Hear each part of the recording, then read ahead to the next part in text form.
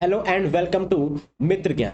आज की इस वीडियो में हम सीखेंगे कि एयर यानी वायु क्या होते हैं। आज इस वीडियो में आपको जानने को मिलेगा मौसम और जलवायु क्या होते हैं और इनके बीच में क्या डिफरेंस होता है। तापमान क्या होता है यानी टेम्परेचर, आगमन क्या होता है, वायु दाब, वायु, पवन, हवा, आर्द्रता और वर्षा के कितने प्रकार होते हैं। इस वीडियो में आप सब कुछ जान जाएंगे। तो चलिए शुरू करते हैं। सबसे पहले मौसम और जलवायु को देखते हैं कि ये होता क्या। आप कई बार बोलते हो कि मौसम खराब है, आज का दिन देखो कितना बढ़िया मौसम है। ऐसा आप रोज बोलते ही रहते हैं, कभी अपने दोस्तों से, कभी अपनी फैमिली से, कभी किसी से, कभी किसी से। तो मौसम क्या होता है? मौसम क्या होता है इसके बारे में आप अच्छी तरह जानते हैं, लेकिन इसकी छोटी सी डेफिनेशन है, देखते हैं।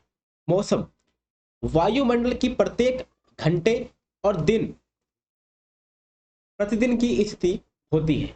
यानी वायुमंडल में हर घंटे में या फिर दिन प्रतिदिन जो चेंजेस होते हैं उसे हम बोलते हैं मौसम। यानी तापमान में जो आपको चेंजेस देखने को मिलता है या तो घंटों में या तो दिनों में, उसे हम क्या बोलते हैं? मौसम। लेकिन जब ये परिवर्तन लगातार होता रहे और एक दीर्घ काल के बाद अगर हम उसको देखते हैं तो हम उसे बोलते हैं जलवायु। जैसे यहाँ पे डेफिनेशन लिखी हुई है, मौसम नाटकीय रूप से दिन प्रतिदिन बदलता है, किंतु दीर्घ काल में किसी स्थान का औसत मौसम उस स्थान की जलवायु बताता है। यानी जो मौसम है वो लगातार बदलता रहता है, लेकिन जब हम कुछ सालों बाद, यानी मान लेते हैं कि 30 साल से लेके 50 साल बाद अगर हम किसी प्लेस की स्थिति देखते हैं कि 30 साल पहले कैसा था और 30 साल बाद कैसा है, तो हम उसको बोलेंगे जलवायु चेंज हुई है उसकी।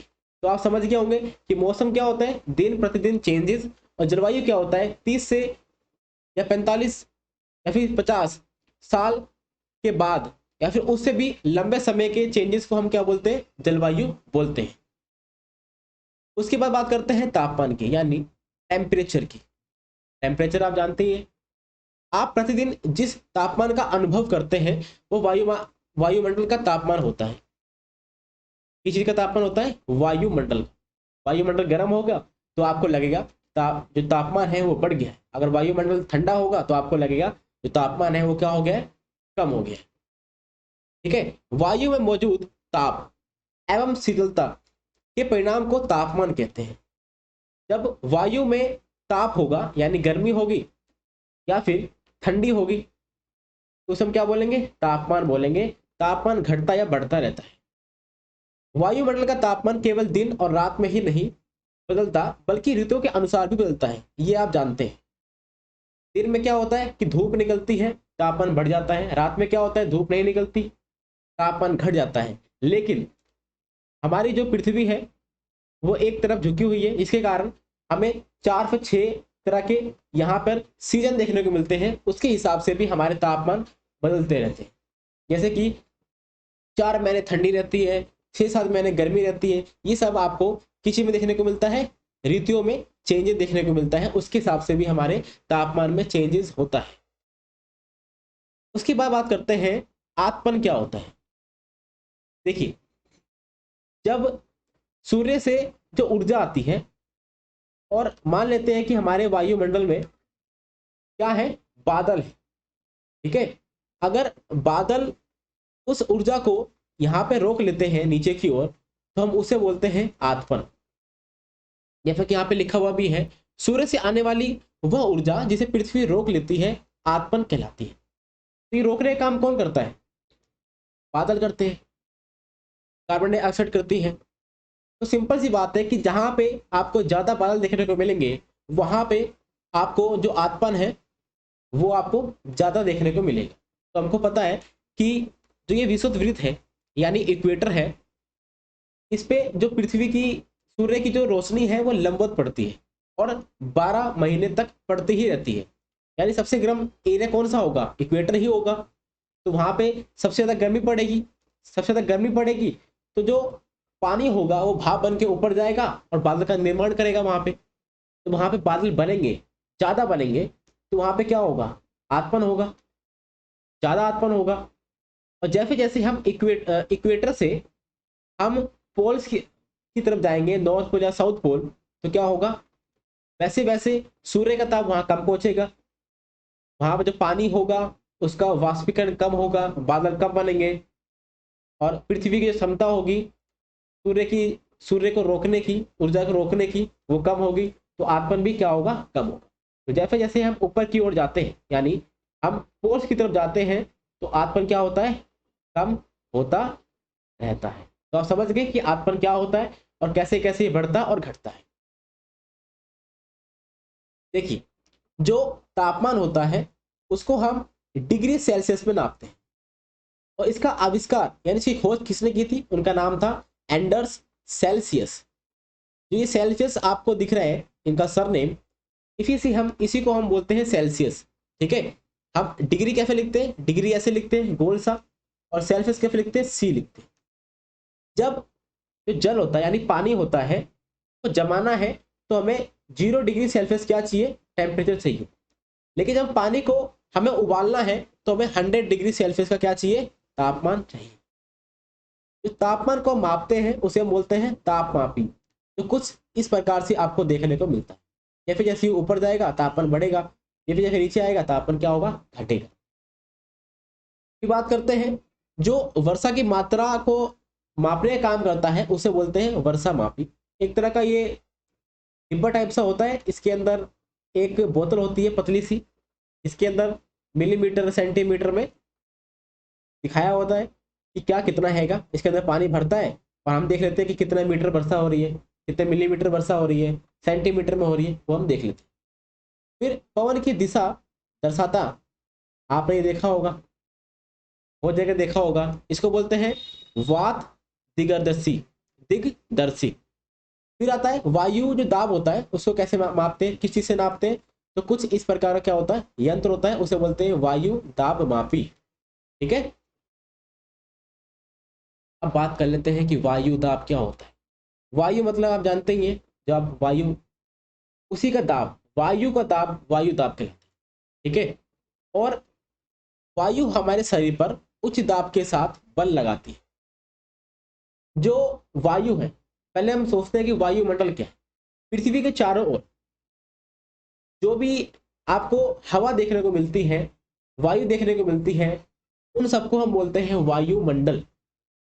और जब उसको हम एक लेयर के हिसाब से देखते हैं ऐसे खड़े स्थिति में, तो आपको पता है कि जो वायु होती है या फिर गैसेस होती हैं, क्योंकि वायुमंडल गैसेस से बना है, हर गैस का क्या होता है, एक भार होता है। और जब पूरे वायुमंडल की बात करेंगे हम, तो उनका भार क्या होगा, बढ़ेगा। जब भार बढ़ेगा तो उसका एक दाब होगा ना, वो नीचे की ओर क्या होगा, दाब, दाब दिखाएंगे, प्रेस करेंगे। तो हर जो गैसेस होती हैं उनका क्या होता है, भार होता है। भार के कारण क्या होता है, उनका एक दाब होगा, इसीलिए हम इसको क्या बोलते हैं, वायु दाब बोलते हैं, कि वो दाब लगाता है। हमारे शरीर के ऊपर भी वायु दाब लगता है, लेकिन बचपन से ही, और हमारे शरीर के सिर्फ एक अंग में वो वायु दाब न लग के पूरे शरीर में हमें वो वायु दाब लगता है, इसीलिए हमें वो वायु दाब महसूस नहीं होता। लेकिन जहाँ पे वायु दाब नहीं होगा, वहां पे हमारे शरीर की जो काम करने की स्थिति है वो क्या होगी, अलग देखने को मिलेगी। पृथ्वी की सतह पर वायु के भार द्वारा लगाया गया दाब वायु दाब कहलाता है। ये इसकी डेफिनेशन है, ये हम आपको बता चुके हैं। वायुमंडल में ऊपर की ओर जाने पर दाब तेजी से गिरने लगता है। ठीक है, देखिए, वायु दाब वहां पे ज्यादा होगा जहां पे क्या होगी, ठंड होगी, और कम कहां पे होगा, जहां पे क्या होगा, गर्मी होगी। यानी गर्मी जहां पर होगी वहां पे क्या होगा, टेम्परेचर क्या होगा, यानी वायु दाब क्या होगा, गिरेगा। और जहां पर ठंड होगी वहां पे क्या होगा, वायु दाब बढ़ेगा। जैसा कि आप जानते हैं, हम जैसे जैसे ऊपर की ओर जाते हैं, 165 मीटर ऊपर जाने पे 1 डिग्री सेल्सियस हमें तापमान घटा हुआ दिखाई देता है।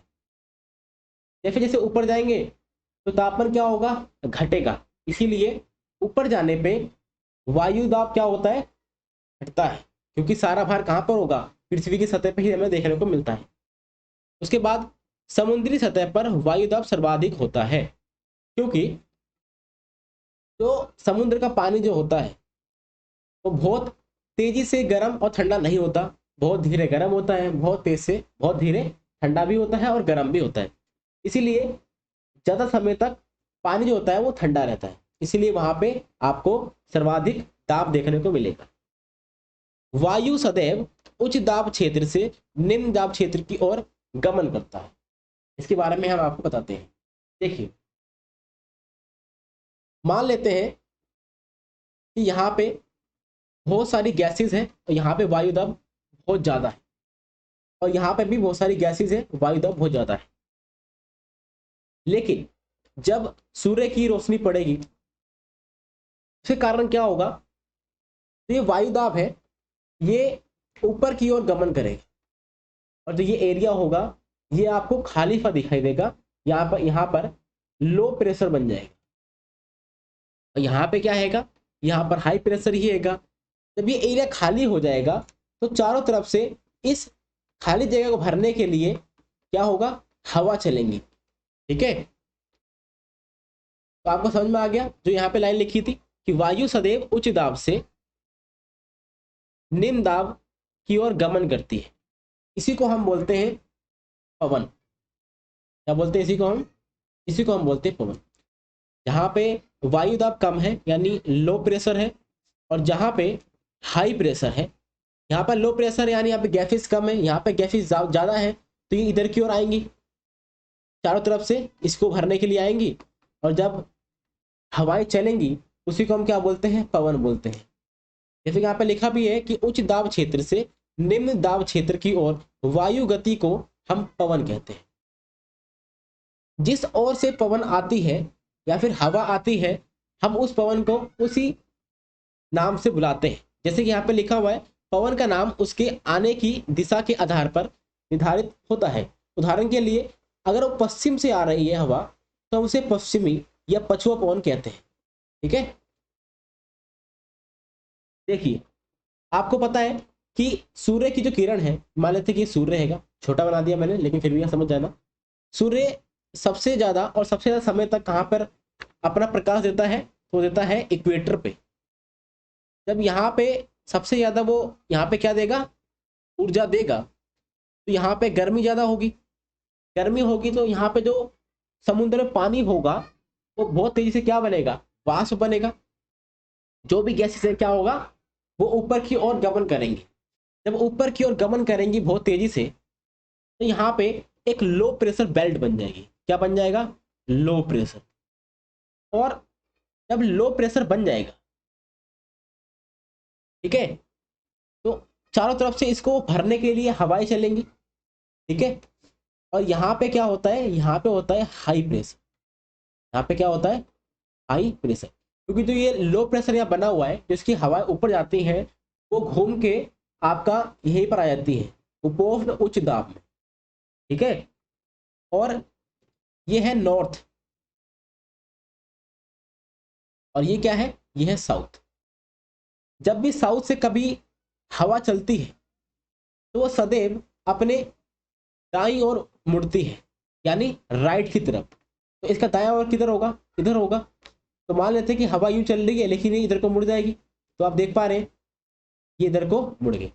लेकिन साउथ में क्या होता है कि जहां से हवा चलेगी वो उसके उल्टे तरफ यानी लेफ्ट साइड मुड़ती है। यहां से लेफ्ट साइड का क्या होगा, इधर होगा। इस तरफ हवा का मुंह है उसके लेफ्ट साइड मुड़ जाएगी साउथ में, और नॉर्थ में क्या होगा, उसके राइट साइड मुड़ जाएगी। तो मान लेते हैं कि यहाँ से हवा चल इसको भरने के लिए गई, लेकिन साउथ साइड में है, इसलिए क्या होता है, ये इस तरफ को मुड़ जाती है, लेफ्ट साइड को। तो आपने देखा कि यहाँ पे क्या है, लो प्रेशर बेल्ट, यहाँ पर है हाई प्रेशर बेल्ट। उसके बाद आपको यहाँ पर देखने को मिलता है लो प्रेशर बेल्ट, और सबसे ऊपर देखने को मिलता है हाई प्रेशर बेल्ट। अब मुझे कमेंट करके बताइए कि सबसे ऊपर यानी ध्रुवों पे आपको हाई प्रेशर बेल्ट क्यों देखने को मिलता है।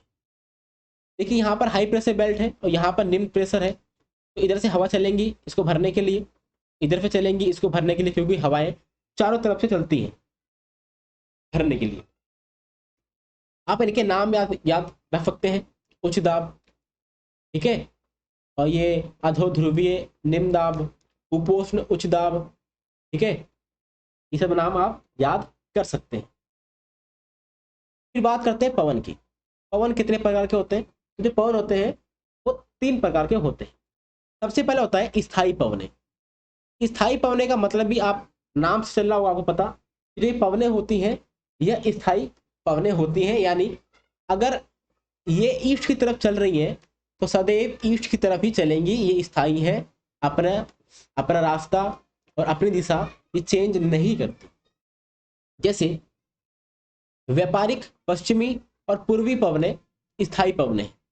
देखिए जो भी यहाँ पर आपको 35 डिग्री यहाँ पे और 35 डिग्री नीचे, इनके बीच में जो भी आपको एरिया मिलेगा उसके अंदर जो हवा चलती है उसे हम बोलते हैं व्यापारिक पवने। ठीक है, क्या बोलते हैं? व्यापारिक पवने। क्योंकि बहुत साल पहले की बात है, यानी यहाँ पर व्यापार ज़्यादा होता था। ठीक है, मॉडर्न की बात कर रहे हैं हम, 1800 1700 1600 की बात कर रहे हैं। उस समय व्यापार इस जगह पे ज़्यादा होता था, इसलिए इसको व्यापारिक पवने बोल दिया जाता है। अगर पश्चिम में चल रही है पवने, यानी पश्चिम में चल रही है या फिर पूर्व में चल रही है, तो हम उसको क्या बोल देंगे? व्यापारिक पश्चिमी या व्यापारिक पूर्वी पवने।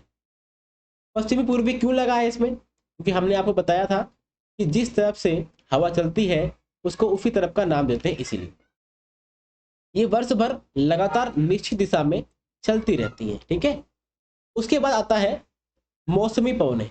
मौसम के हिसाब से जो बदलती रहती हैं उसे हम क्या बोलते हैं? मौसमी पवने। जैसे यहाँ लिखा हुआ है, ये पवनें विभिन्न ऋतुओं में अपनी दिशा बदलती रहती हैं। उदाहरण के लिए भारत में मानसूनी पवन, ठीक है, जैसे कि गर्मी आ जाती है तो इस तरह से हवाएं चलती हैं, ठंड आ जाती है तो इसका उल्टा हो जाता है। तो ये अपनी दिशा चेंज करते रहते हैं, इसे हम क्या बोलते हैं? मौसमी पवने। उसके बाद यानी 3rd नंबर पे आता है स्थानीय पवन। ये तीसरे नंबर की है स्थानीय पवन। ये आपको हर जगह देखने को नहीं मिलेगी। ये कुछ ऐसे स्थान होते हैं जहाँ पे स्पेसिफिक वहीं पे चलती है पवनें, इनके अलग अलग जगह पे अलग अलग नाम होते हैं। जैसे ये पवनें किसी छोटे क्षेत्र में वर्ष या दिन के किसी विशेष समय में चलती हैं, या तो वर्ष भर चलेंगी या तो किसी विशेष समय में चलेंगी। उदाहरण के लिए स्थल एवं समुद्री समीर, क्या आपको भारत के उत्तरी क्षेत्र में गर्म एवं शुष्क स्थानीय पवन याद है? इसे लू कहते हैं। जैसे आप जानते हैं कि यूपी में, बिहार में जब गर्मियों के दिनों में पूर्वी हवा चलती है, यानी पूर्व की ओर से हवा चलती है, तो हम उसे लू बोलते हैं। ठीक है, वैसे इंडिया में हमने कई कई जगह पे इनके नाम चेंज कर रखे हैं। तो ये थे 3 टाइप के पवन, स्थानीय पवन, मौसमी पवन और स्थायी पवन। बात करते हैं कि आर्द्रता क्या होती है। देखिए, जब जल पृथ्वी एवं विभिन्न जलाशयों से वाष्पित होता है, वाष्पित कैसे होता है? जब जल गर्म होता है तो वो भाप बन जाता है, उसी को बोलते हैं वाष्पित। जैसे कि आपने देखा होगा जब घर में खाना बनता है या फिर आपके घर में फैमिली में कोई पानी गर्म करता है, तो आपने देखा होगा कि वो भाप बन के ऊपर की ओर उड़ता है, उसी को हम क्या बोलते हैं? वाष्पित होना। ठीक है, जब वाष्प हो जाता है तो यह जलवाष्प बन जाता है। वायु में किसी भी समय जलवाष्प की मात्रा आर्द्रता कहते हैं। यानी जो हवा है, एयर है, उसके अंदर जो भी आपको जलवाष्प देखने को मिलता है, यानी नमी बोल सकते हैं इसको। क्या बोल सकते हैं? आर्द्रता को नमी बोल सकते हैं। नमी देखने को मिलती है उसे हम क्या बोलते हैं? आर्द्रता बोलते हैं। जब वायु में जलवाष्प की मात्रा अत्यधिक होती है तो उसे हम आर्द्र दिन कहते हैं। आर्द्र दिन क्यों बोलते हैं? क्योंकि नमी क्या है? ज्यादा होती है। जैसे जैसे वायु गर्म होती है, इसकी जलवाष्प धारण करने की क्षमता बढ़ती जाती है और इस प्रकार यह और अधिक आर्द्र हो जाती है। आर्द्र दिन में कपड़े सूखने में काफी समय लगता है। काफी समय क्यों लगता है? क्योंकि जो वायु होती है आसपास की, उसके अंदर भी नमी होती है एवं हमारे शरीर से पसीना आसानी से नहीं सूखता और हम असहज महसूस करते हैं। मान लेते हैं कि हमारे शरीर से पसीना निकल रहा है, लेकिन आसपास की जो हवा है उसके अंदर भी आपको क्या देखने को मिलता है? नमी देखने को मिलती है। तो जो हमारा पसीना होता है वो जल्दी सूखता नहीं है। देखिए, जब जलवाष्प ऊपर उठता है तो यह ठंडा होना शुरू हो जाता है। और ठंडा क्यों होता है? जैसा कि आपको हमने अभी बताया था कि जैसे जैसे हम 160 मीटर ऊपर की ओर जाते हैं तो जो टेम्परेचर होता है वो 1 डिग्री सेल्सियस घट जाता है। और जलवाष्प बनता कैसे है? गर्म होके। जब जलवाष्प ऊपर की ओर जाएगा तो 165 मीटर ऊपर की ओर जाने पे 1 डिग्री सेल्सियस क्या होगा? ठंडा हो जाएगा। ठंडा होगा, उससे क्या होगा? जलवाष्प द्वारा से क्या होगा? पानी की ओर चेंज होने लगेगा। ठीक है, तो वैसे भी जलवाष्प ऊपर की ओर जाता है तो ठंडा हो जाता है। जलवाष्प संघनित होकर ठंडा होकर जल की बूंद बनाते हैं। यानी पहले पानी होगा, पानी गर्म होगा तो क्या होगा? जलवाष्प बनेगा। जलवाष्प बनने के बाद अगर दोबारा फिर टेम्परेचर घट जाता है तो फिर से क्या हो जाएगा? पानी बन जाएगा। यानी पानी से पानी बनने के बीच में सिर्फ क्या है? टेम्परेचर का ही अंतर है। जब ऐसे ऐसे बूंद बहुत सारे एक जगह इकट्ठा हो जाते हैं, उसी को हम क्या बोलते हैं? बादल बोलते हैं। बादल इन्हीं जल बूंदों का ही एक समूह होता है। जब जल की यह बूंदें इतनी भारी हो जाती हैं कि वायु में तैर नहीं सके तो यह वर्षण के रूप में नीचे आ जाती है। यानी जो वायु होती है यानी हवा होती है, उनके अंदर इतनी क्षमता नहीं होती कि इन पानी की बूंदों को और अपने साथ लेके घूम सके, इसलिए वो क्या करते हैं? इसको नीचे ही गिरा देते हैं। आकाश में उड़ते हुए जेट, जो हवाई जहाज होते हैं, अपने पीछे सफेद पथ चिन्ह छोड़ते हैं, यह आपने देखा होगा। इनके इंजनों से निकली नमी संघनित हो जाती है। वायु के गतिमान न रहने की स्थिति में यह संघनित नमी कुछ देर तक एक पथ के रूप में दिखाई देती है। बात करते हैं वर्षा की। देखिए, जो पृथ्वी है, पृथ्वी पर जल के रूप में गिरने वाला वर्षण जो होता है वो वर्षा कहलाता है। जैसे पानी पहले क्या था? पानी पहले तापमान ज्यादा होने से वाष्प हुआ। वाष्प होकर जब वो ऊपर की ओर गया, जैसे जैसे ऊपर की ओर गया तापमान कम हुआ, वो बूंद के रूप में परिवर्तित हो गया। जब कई सारे ऐसे बूंदे परिवर्तित होके एक साथ इकट्ठे हो जाते हैं तो हमने क्या बोल दिया? उन्हें उन्हें हमने बोल दिया बादल। जब बादल के अंदर या फिर वायु के अंदर इतनी क्षमता नहीं होती कि वो उन्हें अपने साथ लेके चल सके, घूम सके, तो उन्हें नीचे की ओर गिरा देते हैं। उसी को हम क्या बोलते हैं? वर्षा बोलते हैं। उसी को क्या बोलते हैं? वर्षा यानी रेन बोलते हैं। ज्यादातर जो भौम जल होता है यानी जो अंडरग्राउंड वाटर होता है, वो वर्षा जल होता है, उसी से प्राप्त करता है अपना जल। भौम जल जो होता है, यानी आपने मिट्टी देखी होगी। मान लेते हैं मट्टी है, इसके ऊपर बूंदे पड़ी, पानी इकट्ठा हो गया, थोड़ी देर में क्या होता है? ये पानी नीचे की ओर सोख जाता है और जाके भौम जल में मिल जाता है। ठीक है, पौधे जल संरक्षण में मदद करते हैं, क्योंकि जो पौधे होते हैं वो अपने साथ बहुत सारी मट्टियां थाम के रखते हैं। उसके अंदर पानी भी क्या होता है? संरक्षण हो जाता है। जब पहाड़ी पार्श्वों से पेड़ काटे जाते हैं, वर्षा जल अनावृत पहाड़ों से नीचे बहता है एवं निचले इलाकों में बाढ़ का कारण बनता है। जब पेड़ नहीं होंगे तो क्या होगा? जो उन लोगों ने पेड़ पौधों ने मट्टी बांध रखी थी अपने साथ, मट्टी नहीं बंधेगी तो उससे क्या होगा? जो पानी होगा वो ज्यादा देर तक क्या होगा? मट्टी उसे संभाल नहीं पाएगी, और अगर पहाड़ी पे है वो एरिया तो मट्टी वहां से ढह जाएगी और क्या होगा? बाढ़ आने की संभावना बढ़ सकती है। जो वर्षा होती है वो तीन तरह की होती है। एक होती है संवहनी वर्षा, पर्वतीय वर्षा और चक्रवर्ती वर्षा। देखिए, जो साइक्लोन रेन होता है या साइक्लोनिक रेन होता है या फिर चक्रवाती वर्षा होती है, वो कब होती है? जब चक्रवात आते हैं, यानी ठंडी जब वायु ऊपर की ओर जाती है और गर्म वायु नीचे की ओर, सॉरी, जो गर्म वायु होती है वो ऊपर की ओर जाती है, क्योंकि गर्म वायु क्या होती है? हल्की होती है। ठंडी वायु क्या होती है? भारी होती है, नीचे की ओर आती है। इसीलिए उनके बीच में एक वातावरण बनता है और उसके कारण एक चक्रवात बनता है। चक्रवात से क्या होता है? मौसम चेंज होता है, तो वहां पे क्या होती है? वर्षा होती है। उसको हम बोलते हैं चक्रवाती वर्षा। सीधे शब्दों में समझे, चक्रवात के कारण होने वाली वर्षा को हम चक्रवाती वर्षा बोलते हैं। पर्वतीय वर्षा क्या होती है? जब बादल पर्वतों से टकरा के बारिश कर दे पर्वत के ऊपर या पर्वत के आसपास, तो हम उसको क्या बोलते हैं? पर्वतीय वर्षा बोलते हैं।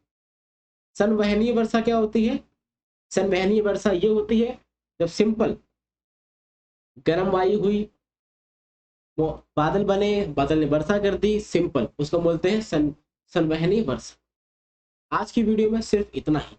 अगर आपको वीडियो अच्छी लगी है तो प्लीज सब्सक्राइब टू मित्र ज्ञान, शेयर करें।